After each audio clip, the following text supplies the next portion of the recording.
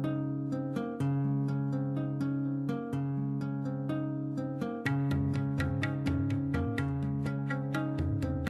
in humanity is inconceivable without Gandhi. According to the father of our nation, literacy is not the end of education, nor is it the beginning. Gandhi's views on the education system and his act for instilling life in all educational processes is the solution for each and every educational development in our country. Welcome to the second episode of Gandhiji at 150. I, Tanisha Shrivastava, and I, Shodhan, are here with our guest. A nation is built on the foundation of its education system, and so we have an eminent educationist here with us today. Dr. Indira Nityanandam is a retired principal of Srimati C.R. Mehta Arts College, Ahmedabad. Amongst the many caps she wears, she is a director at Bharatiya Bhasha Sanskriti Sansthan of Gujarat Vidyapeeth and a visiting faculty at Entrepreneurship Development Institute at Gandhinagar. She has been teaching for 4 decades. Amongst her literary pursuits, she has translated and published a collection of Tamil Dalit stories into Gujarati. Her work in English and Dalit literature has played a major role in bridging the linguistic chasm in a multilingual country like India. We welcome you, ma'am. Thank you. Ma'am, can you share some of your views on the field of education in India? If you're talking of today, I think it becomes difficult to put it into one platter. Different states in our country have different approaches. And if you think of the boards, we have ever so many boards. The central board, the state board, the ICAS, and so on, and now the Ivy too. The state of education in India, I think, is something that we can be proud of because we've come a long, long way. Yes, we need to look at some of the maybe examination issues, our assessment, and then maybe it'll be much better. Gandhiji has always prioritized the all-round development of a child. What are your views on this scenario? That's tough. You remember Gandhi himself ran away from the playground. Yes. And his dad scolded him because he said it's important for you to be good at sports as much as in academics. The problem with most city schools today, I think, is that we have no playgrounds. So when we look at all-round development, the kids have to play football maybe inside the school hall or something. Yes. So that is one problem. And I think the sportsmanship is important so that we teach our children not to be rivals but to be co-competitors. We teach them that it's important to run, not always to win. Yes, ma'am. It has been said and believed by many, nowadays you must converse in English, your grammar should be perfect. What according to you should be done for this? I don't know, India is a multilingual country and we have so many languages and some of us don't even live in the state to which we belong, in the sense that our mother tongue is different from the state language. So we probably are learning 3-4 languages, English and Hindi of course. Sometimes I think we are becoming a little parochial in this insistence on the mother tongue. I think children pick up the mother tongue at home. I didn't grow up in my home state and I still speak my language quite well. So let's not get very parochial, very fanatical about the importance of conversing, of learning subjects in your mother tongue. Yes, we should not forget the Indian languages. And grammar, my dear, comes after vocabulary. Sometimes what happens is we give more importance to grammar and we don't have any vocabulary at all. I think grammar will follow on its own if we have the right vocabulary to express ourselves. Incidents from Gandhiji's life have influenced many people. Which incident has influenced you the most? I'd like to go back to, 50 years ago or even earlier? Yeah, 50 years. Exactly 50 years. When we were celebrating Gandhi's 100th birth, the centenary of Gandhi's birth, 1969. Don't say, oh ma'am, that was ages ago. You were not born, your parents were probably not born. But I was in high school and there was this national competition and the topic was, is Gandhi out of date? The question we are still asking. And I'm still proud, maybe a little vain, because I got the 3rd prize. Oh. And in those days it was 100 rupees which was a big amount. And that set me thinking, what is important about Gandhi's principles today? If you ask me to name one, I think I would like to put it at non-violence. Gandhi said once, you know, an eye for an eye would make the entire world blind. So we can't go on and on with revenge. I think we have to learn. I won't say turn your other cheek. I mean, I'm no Buddha. I can't do that. But I would think that we should not always be thinking of revenge. So if we can move towards non-violence, I think it would be a wonderful thing for the entire world. It's very true, ma'am. What ideas of Gandhiji would you try and ask people to follow, majorly students to follow these days? I want to say something here which is probably not directly related to your question. You know, and that is something called the Gandhi Katha, to which but maybe 10 years ago I got interested in. Probably you know in your reading of Gandhi's life that Gandhi had a secretary called Mahadev Desai, and they were very close. In fact, strangely, coincidentally, Mahadev Desai and Kasturba died in the same year, so it was two big blows to Gandhiji. Anyway, Mahadev Desai had a son, because he is also no more, called Narayana Desai. When Gandhiji was in the Sabarmati ashram, this Narayana Desai, who now died at almost 90, he was a little boy, and he talks about, and he was called Babla by Gandhi. So Narayana Desai started this concept of Gandhi Katha. All of us know the Bhagavat and the Mahabharata and the Ramayana, and we go to hear these, you know, learned people talk about them. He began what is called a Gandhi Katha. And that has influenced me tremendously. Because he says, there was this boy Mohan. You know Mohan because his name was Mohandas. Mohan got 38% in 10th class. And then he grew up to be the Mahatma. So there is within each one of us the ability to grow. So I think I would insist on that as being most important. Realize what is there within you. Don't underestimate yourself. And then you can grow. Maybe we all won't become Mahatmas or fathers of the nation, but certainly we can rise to our full ability. I think that's important. As you said at first, that non-violence is one of the most influential things from Gandhian principles. Can you relate one incident from your life that has influenced you according to the fact of non-violence? Yes, why not? I think when I was principal, there were a number of occasions when we had a group of unruly boys. Not necessarily of my college, you know, because my college boys wouldn't do it. There would be outsiders, and they would rush into the room, they would bang their hand on the table and say, how can you not do it? You have to do it. We will not go out till you do it. I realized at that time, if I stood up and started shouting, or speaking in the same tone or mood in which they were doing, you know, they were unknown in the sense that they had no name. As I just mentioned, they were outsiders. Whereas I had a name, I had a face, I was sitting in my room, so everybody knew who I was. So at that time I realized an absolutely calm voice. Say what you want, say it firmly. For example, they've come in asking for admission to a person who is not eligible.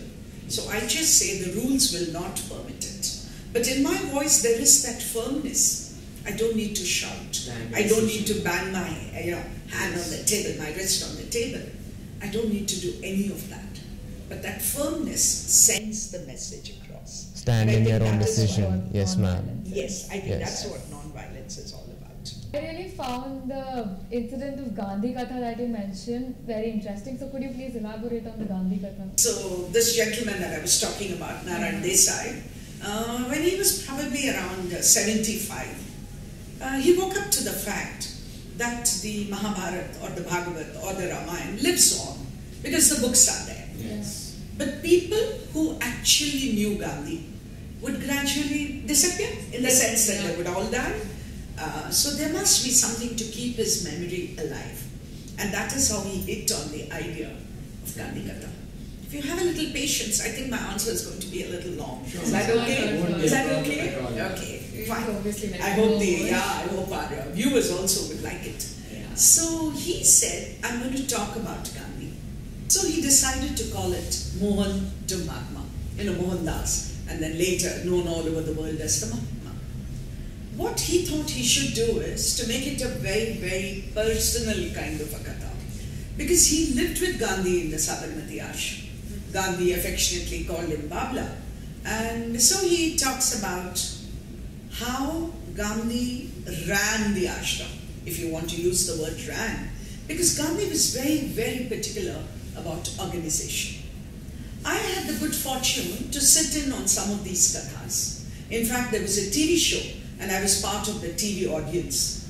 And friends later told me I wiped my tears so many times. Because the experience. Yes, the katha was, he really made it happen in front of you.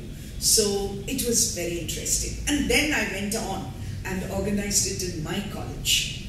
So it was a wonderful experience because this man, he'd lived with Gandhi. And to most of us, Gandhi is a distant, man, a figure, God, whatever. Yes. People look at him differently. I've not been a great Gandhi fan, but Narayan Desai helped me become a Gandhi fan. I mean, that was the power of storytelling, You must have listened to stories as children. And then something even more interesting happened. He had finished about 100 of these stories. Gandhi Katha in 100 different places. And then suddenly somebody woke up to the fact that he will pass away. How do we keep this alive? So they thought it should be brought out in book form. So they listened to some of the kathas and what they thought was the best in one of the organizations in Ahmedabad. Two ladies, transcribed it into Gujarati. And then there was a book release, launch, where the governor was also there.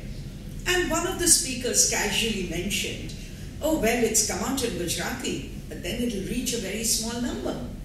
Now what? It should come out in other languages. I piped in and I asked whether I could do the English version.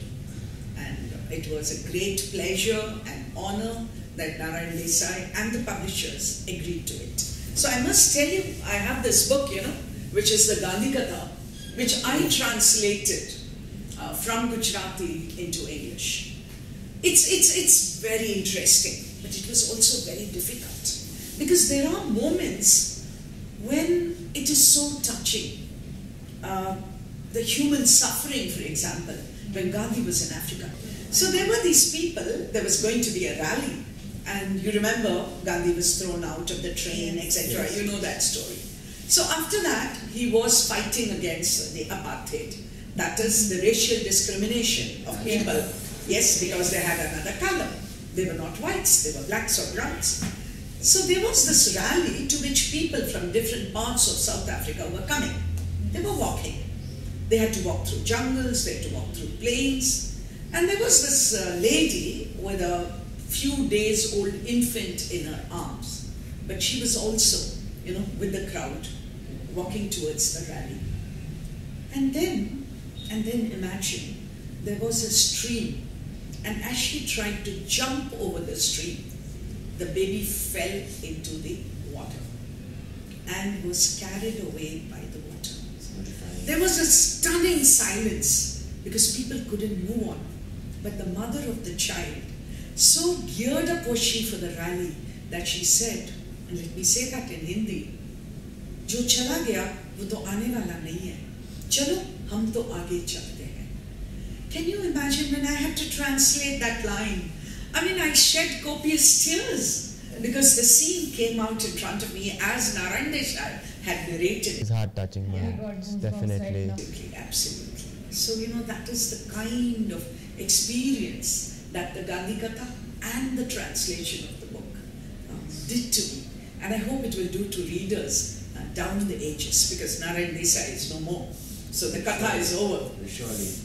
We will be able to read the book probably and get influences, be influenced by Gandhi's ideals. Gandhi, to most of us, was a serious leader fighting for the independence of our country. going to round table conferences. Churchill hated him, I'm sorry, I believe. But there are places where he shows a streak of humor. So let me tell you something about Gandhi, which most would love to hear it. We need it after the past incident. Yes. And this book has such incidents. One day in South Africa, I believe Kasturba was rolling out rotis. And Gandhi came from somewhere and he comes into the room and he says, Ba, he called her Ba, not Kasturba. He says, Ba, do you know our children are all illegitimate? Can you imagine they had 4 or 5 kids by then? And here is this gentleman walking in and saying, she says, what are you saying? What rubbish is this? We married, in front of the sacred fire and with all our relatives around. So he says, no, the government of South Africa has a law today that if you were not married in church, your wedding is not legal, is not counted. And we didn't get married in a church, he says. That's the kind of humor, wry humor maybe, yeah. But he did have that kind of humor in his personal relationships, of which I think most of us are not aware. We've seen Gandhiji as a serious person, a person who talks about strong ideals and things that move people, and then here comes Gandhiji with humor. He's always been an inspirational person to everyone. Right, but Gandhi made mistakes also. Yes. And the best thing about him, he was ready to accept his mistakes. Somebody once told him, last year you said this, and this year you're saying this, which were totally contrary. So he says, I want you to remember that I'm a human being, and I'm evolving. So always take my last statement as what I believe in. 2 years ago I thought something, but now I've evolved and I realize that is wrong and this is right. I think all of us have to learn from that. Yes. We don't have to hold on to something even after we come to know that it's wrong, right? We need to be flexible enough to accept the changes. Yes, and grow on. True. Yes. True. A man is known by the mistakes he does. Yes, that's well said. Very well said. Yes. If I ask you, what steps did you take to inculcate some of these Gandhian values in your life? Like, you've read Gandhi Katha, you've translated Gandhi Katha. So what are a few steps that you've taken to inculcate all the values, principles and ideals of Gandhi in your life? A tough question, because I don't want to put myself anywhere near Mahatma Gandhi. But yes, I've been influenced. I think one very important thing, and I think I've partially succeeded to a great extent, is to lead from the front. I'll say that in a simpler way maybe. That is, if you are a leader, you should be doing what you expect your team to do. When Gandhi was going for the salt satyagraha, the Dandi march as we know it, he told his people, nobody is going to pick up salt till I do it. Everybody might think that, he wants to be in the forefront. No, he didn't want anyone to be arrested before he was arrested. So leading from the front, I think, is very important. Yes. And you are leaders in your school. So please remember, if you expect your team to do something, please do it first. Yes. Right? So I think that is my greatest learning from Gandhi. It's an inspiration to the others who are looking up to you and doing the same things. That's important. Yes. Yeah. It was lovely having you, ma'am. It was a great conversation. Thank you so much. I've enjoyed it. I've really enjoyed it. The youth today can learn about Gandhiji from this brilliant compilation translated into English by Dr. Nityanandam. And they could imbibe the values of nonviolence, truth, trust and leadership from incidents of Mahatma Gandhi's life. So with that, we come to the end of the second episode of Gandhiji at 150. Thank you.